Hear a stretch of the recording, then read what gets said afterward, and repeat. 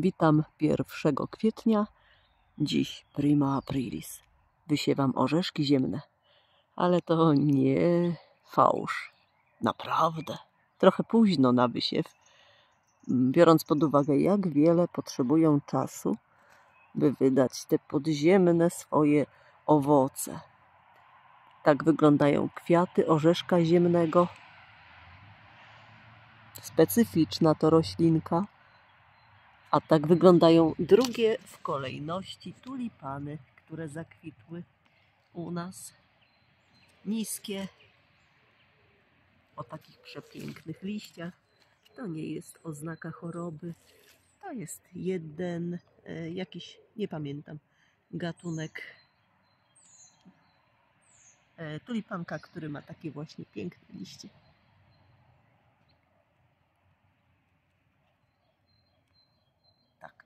Przejdźmy zatem do rzeczy. A jeszcze zobaczcie, jak hyacynt od wczoraj nabrał koloru. Bardzo szybko się rozwija. Oj, coś go już tu podżera. A to łobuziak.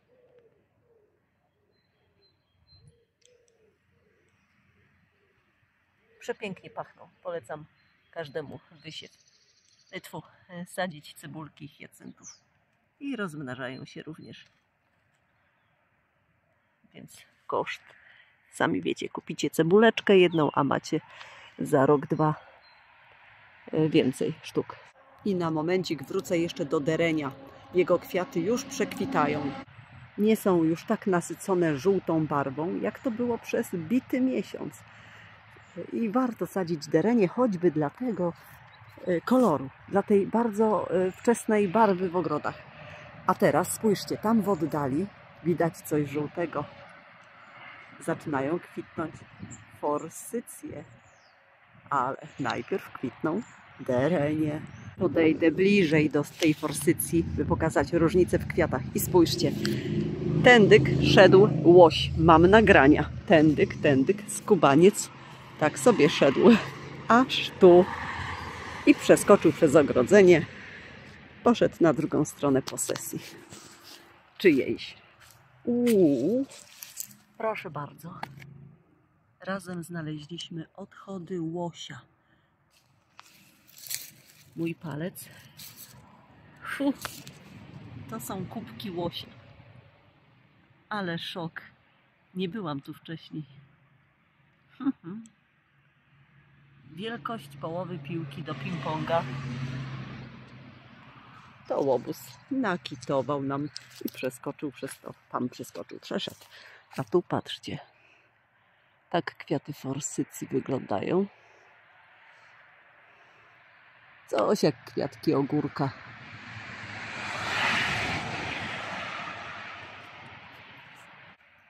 Podróbcia, a ty gdzie? Za mną?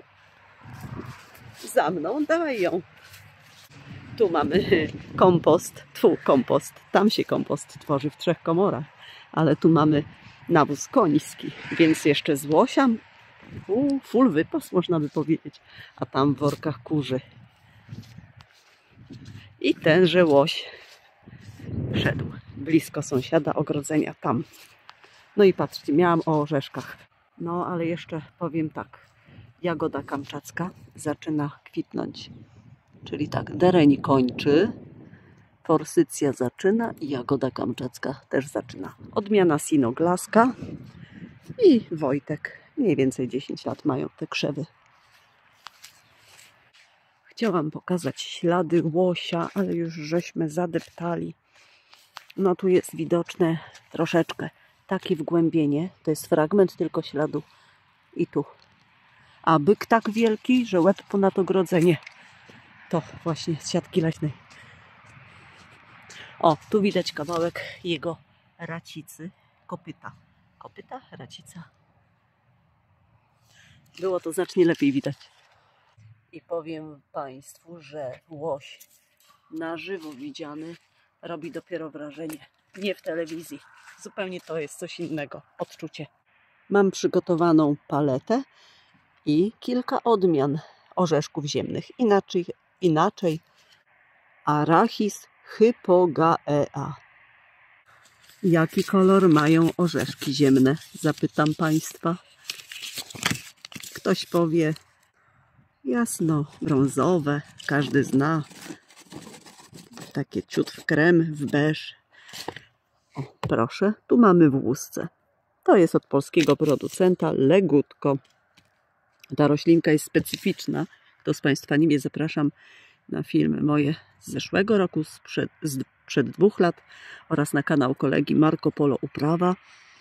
Ja od niego przejęłam, spapugowałam wysiew orzeszków, bo spodobał mi się ich wzrost, pokrój. I to jest tak, kwiatek kwitnie, potem tenże kwiat na takiej jakby lianie 5-7 cm idzie ku dołowi, zanurza się w ziemi i należy wówczas kopczyk zrobić i w miarę wzrostu podczas sezonu 2- czy 3-krotnie kopczykować, by te orzeszki mogły się wytwarzać w ziemi. Ale nie dla plonów wysiewam orzeszki. Wysiewam, wysadzam, nie dla plonów. No to po co, ktoś zapyta? No właśnie po to, żeby móc obserwować rozwój, bo to piękny pokrój, jakby powiedzieć, liści mają. No i w ogóle, po prostu.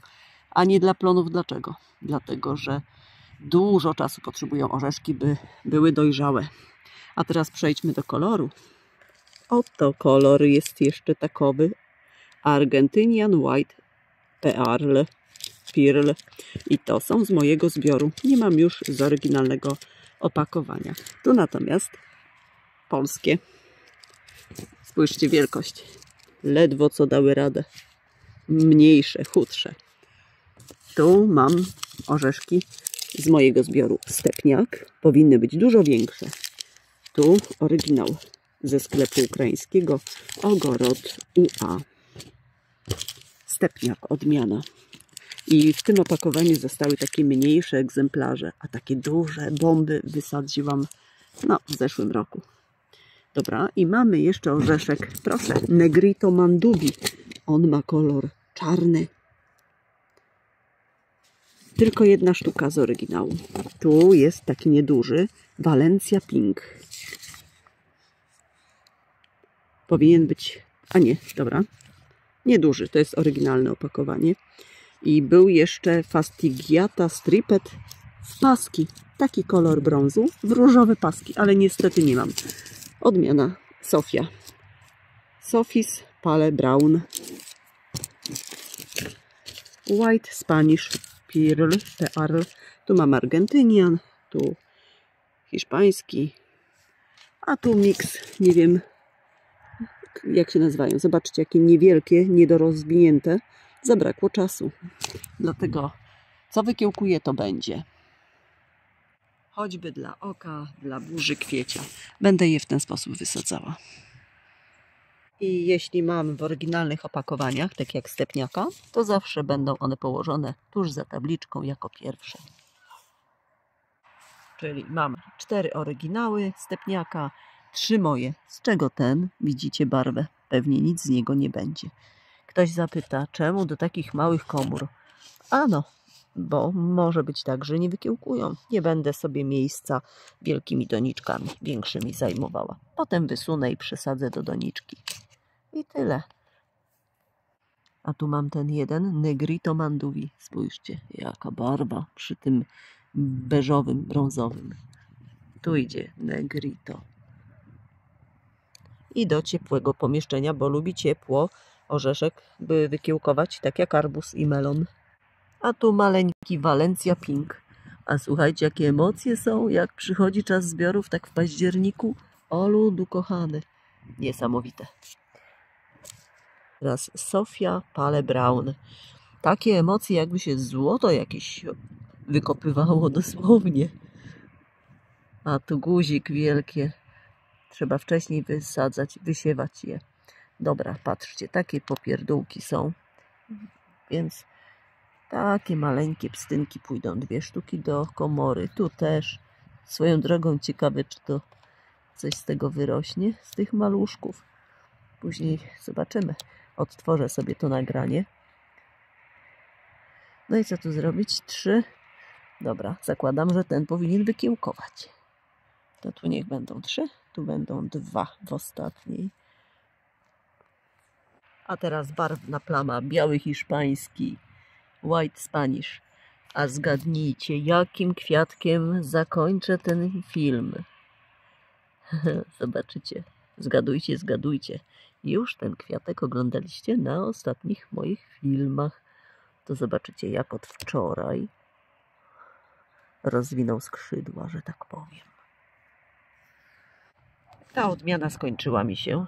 Mam 2 puste komory, ale tu mogę zawsze jakąś maleńką sieweczkę, choćby heliotropu, bo tu są niewielkie komory, heliotrop też maleńki, albo jakiś lak, ten niski. No, lecimy dalej, argentyński.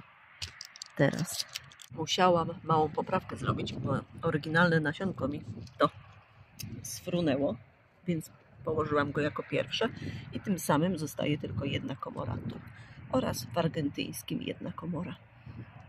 I ostatnie polskie. 1, 2, 3, 4 oraz 3 te maleńkie moje.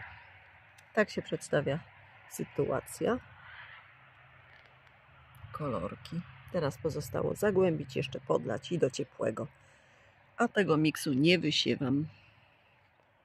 Kto zgadł, jaki kwiatek teraz pokażę? Ciach, lak. Erysimum. Spójrzcie, od wczoraj tak się rozwinął. A zauważcie w środku, ile jeszcze pąków jest nierozwiniętych. Będzie ciekawie obserwować, jak długo utrzyma się 1 kwiatek. Bo jeżeli on szybko przekwitnie, to zrobi miejsce dla tych kolejnych. Bo nie wyobrażam sobie, jakby to miało wyglądać, gdyby się lada chwila pozostałe otworzyły. Nie zmieszczą się. A tu bardzo, bardzo rozkrzywione. Dużo ma bocznych gałązek. I kolejne kwiaty, no. Także polecam Państwu, wysiewajcie. Erysimum, lak. Chcę go tu troszkę podejrzeć od dołu, ale nie wiem, czy tak się uda zbliżyć. Identyczne odcienie. Zobaczcie, no, piękna sprawa. No to co, wszystkiego dobrego i do następnego filmu, który będzie nie wiem o czym, bo dużo tego mam. I tak dalej, i tak dalej. Najlepszego życzę Państwu i pogody, ciepła. A jeszcze, bo nie wiem, czy zmontuję. Wczoraj za 5:10 wieczorem przyniosłam termometr do tych moich okrytych papryk i pomidorów. Termometr zabrałam z oranżerii, słuchajcie, gdzie było 18 stopni i postawiłam tu, na brzegu stołu. 18 minut później było już 7 stopni.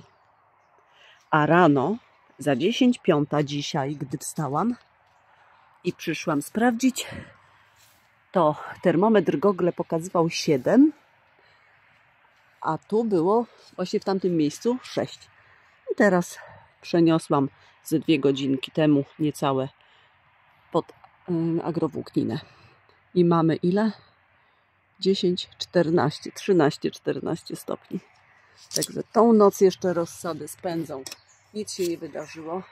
Owszem, nie są pożądane takie niskie temperatury, bo zahamowany zostanie wzrost, tak.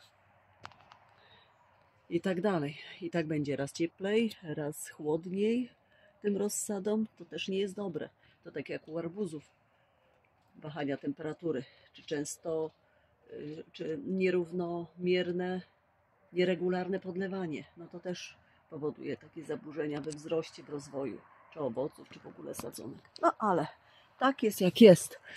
Każdy z nas tęskni do tego, by już, szybko, ale nie jest łatwo. Bez warunków odpowiednich. Dobra, trzymajcie się, szanowni moi, i do widzenia. Najlepszego.